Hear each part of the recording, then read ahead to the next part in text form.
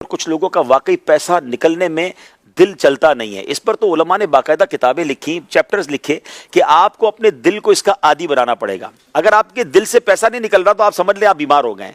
अब उसका तरीका ये लिखा कि बहुत थोड़े पैसों से शुरू करें। ज़कात तो खैर पूरी देनी पड़ेगी, लेकिन पूरा साल, यानी अगर आप 5 रुपये रोज़ के देना शुरू कर दें, फिर इसको 10 रुपये कर दें, फिर इसको 50 रुपये कर दें, फिर 100 करें, फिर 500 करें, फिर 1000 करें, और ख़ास तौर पर आप जो है वो सखावत के फ़ज़ाइल पढ़ें और इस यकीन के साथ पढ़ें कि नबी पाक अलैहिस्सलाम ने कसम उठाकर फरमाया कि मैं अल्लाह की कसम खाकर कहता हूं अल्लाह की राह में खर्च करने से माल कम नहीं होता। तो ये कंफर्म है, जो खर्च करते हैं उसका माल बढ़ रहा है, तो फिर आप बुखल क्यों कर रहे हैं? आप खर्च करें, आपका बढ़ेगा। अच्छा, एक और सवाल कर लेता हूं जिससे आपको और 2-4 वाला जवाब मिल जाएगा।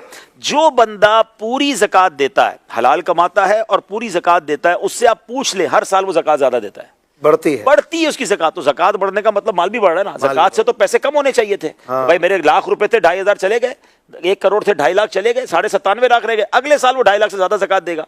कैसे देगा? इसका मतलब मल्टीप्लाई हो रहा है। तो अगर बुखल करने वाले समझते हैं महंगाई की वजह से ज़कात बढ़ रही है, ऐसा है? नहीं, पैसे ही बढ़ रहे हैं हजरत, इतने बढ़ रहे हैं कि जो माशाल्लाह। मैं कल एक जगह बैठा था, वो साहब कमाल की बात कहते हैं, कभी कभी कारोबारी बंदा भी सिखा देता है। मैं मजे को मजा आ गया। उसने कहा यार ज़कात तो फर्ज है। हाँ। ज़कात दे के हमने क्या काम किया? असल तो ये है कि राह खुदा में हमने उसके बाद क्या खर्च किया।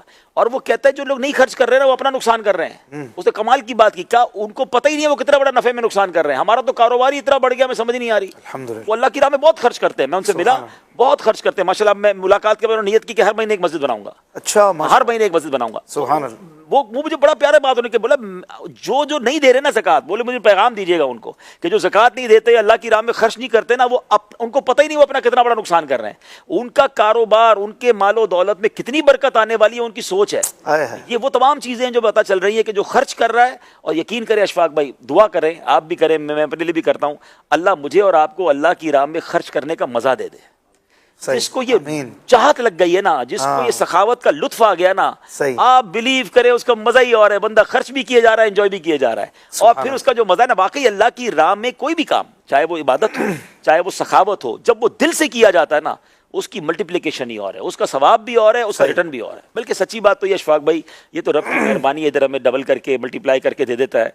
वरना ना भी दे तो माल तो उसी का था, उसी ने दिया था। अगर थोड़ा बहुत दे दिया उसकी राह में तो क्या क्या कमाल किया।